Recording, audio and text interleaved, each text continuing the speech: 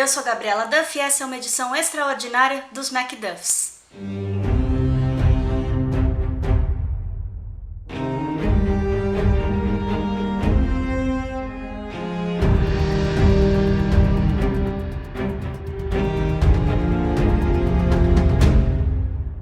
No outro vídeo que eu falei sobre os Pictos, se você não assistiu eu vou colocar aqui no card, eu recebi muitos comentários, aliás, muito obrigada por eles, dizendo que existem poucas informações sobre os Pictos disponíveis em português.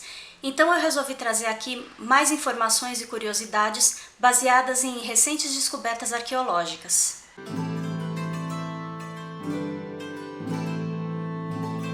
Desde 2015, a Universidade de Aberdeen examina um sítio arqueológico na cidade de Bughead, em Moray, na esperança de aprender um pouco mais sobre os Pictos e também de salvar o que restou do local que ficou parcialmente destruído depois que o porto e a cidade de Bughead passaram por várias obras no século XIX. Restos de um cercamento, revestimentos de pedra e muralhas de madeira levam a crer que aquele lugar foi um forte Picto, mas não um forte qualquer, um importante forte no coração do reino de Fortrill, não sei a pronúncia, não me julgue. Entre os séculos IV e IX, ele teria 3 vezes o tamanho de qualquer outro forte na região. Textos medievais ainda consideravam o reino de Fortrill muito importante para a política picta. Outra coisa que chamou a atenção foi a descoberta de um espaço doméstico dentro da fortaleza. Isso indica que as esferas doméstica e política estavam conectadas e que a separação das duas provavelmente teria sido prejudicial por razões até então desconhecidas. É possível que o complexo contivesse depósitos de cereais, grãos e outros produtos agrícolas necessários para a sobrevivência, além de uma área para abater animais, tanto para obtenção de carne quanto para obtenção de peles.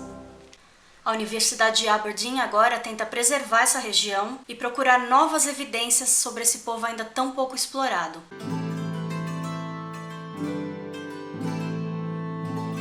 Apesar da acidez do solo escocês, no ano passado, um esqueleto de 1400 anos foi encontrado em um local onde teria sido um cemitério picto entre os séculos 4 e 10. Esse sítio fica na região de Black Isle, que em português significa Ilha Negra. Mas não se engane, esse lugar não é uma ilha, na verdade, ele é uma península. Sim, uma península que se chama ilha, mas que não é uma ilha. Mas na verdade é uma península dentro de uma ilha porque o Reino Unido é uma ilha. Mas como é que é possível uma ilha dentro de uma ilha? Ou mesmo uma península dentro de uma ilha? Especula-se que na época, a região também era parte do reino de Fortrill. A ossada pertencia a uma mulher, e arqueólogos acreditam que era uma mulher de status porque o seu túmulo tinha grandes proporções. Em 2016, na mesma região, um outro esqueleto da mesma época foi encontrado na caverna de Rosemackie.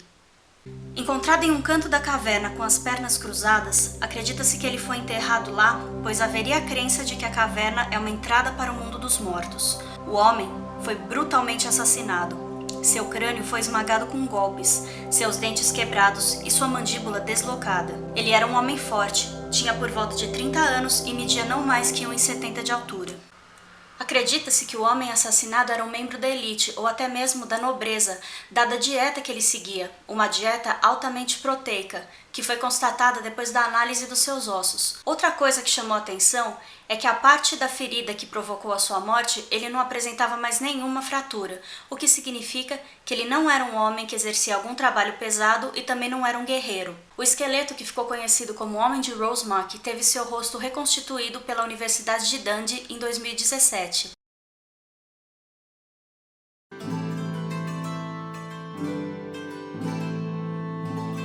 No topo de uma colina de 377 metros perto de Dunkeld, durante 3 anos, arqueólogos e voluntários escavaram um local conhecido como King's Seat, ou Trono do Rei. Esse lugar, entre os séculos 7 e 8, também foi um importante forte e centro comercial para os Pictos. O conteúdo da descoberta é similar a de outros locais ocupados pela nobreza da época, como o Forte Picto de Dundurn e também do Nadi, a capital do reino de Dalriata, dos celtas gaélicos que habitaram o sudoeste do país.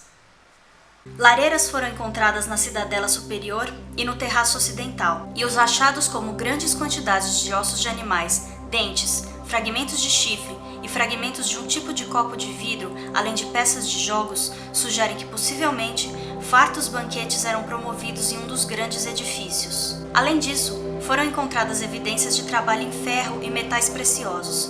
Isso sugere que a produção era intensa e que o local era um centro de produção e não apenas o lar de um pequeno grupo de pessoas que fabricava itens para uso próprio. A teoria de que esse era um importante centro comercial picto é reforçada pela descoberta de cerâmicas importadas e contas de vidro provenientes tanto do continente quanto dos reinos anglo-saxões. Esses achados indicam que eles possuíam fortes vínculos comerciais com o resto da Europa.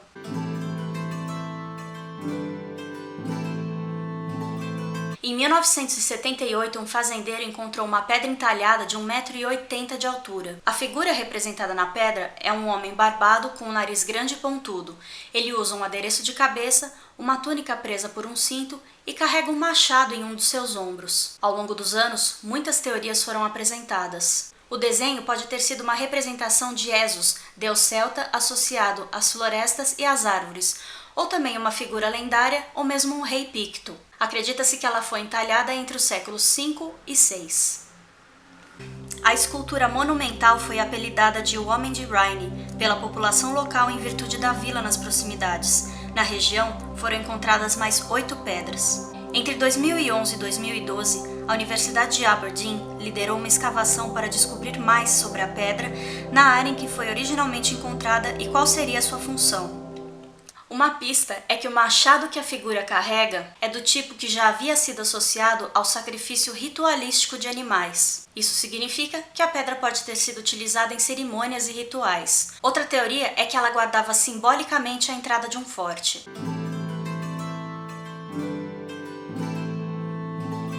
Pode ser que a escrita dos pictos tenha sido descoberta. É o que diz uma publicação de 2018 do Journal of Antiquities. A publicação sugere que os pictos desenvolveram essa linguagem escrita entre os séculos 3 e 4, depois dos romanos deixarem a Grã-Bretanha, já que eles nunca conseguiram conquistar os pictos. A pesquisa teria sido baseada em uma série de símbolos que os pictos esculpiram em pedra, ossos e metal. Nas últimas décadas, houve um consenso crescente de que os símbolos fossem uma forma inicial de linguagem. Pedras entalhadas com animais, formas geométricas e, após a conversão deles para o cristianismo, cruzes, são geralmente encontradas no nordeste da Escócia, nas terras altas, e tradicionalmente acreditava-se que os símbolos representassem motivos de clãs. Essas pedras com diversos símbolos também indicariam marcadores de limites territoriais. Sugere-se que os pictos provavelmente aplicaram seus símbolos a itens que desde então desapareceram, como tecidos e tatuagens. Apesar de terem sido considerados selvagens por muitos, eles estavam longe de ser primitivos e tinham uma cultura altamente sofisticada que superava a de muitos povos. Se você gostou desse vídeo, dá um joinha. Se não gostou, por que não gostou? Vai dar trabalho de gravar o vídeo, tem que editar, tem que depois subir para o YouTube. E também eu fico triste, eu sou frágil, eu fico magoada quando eu vejo um dislike. Sabe o que é?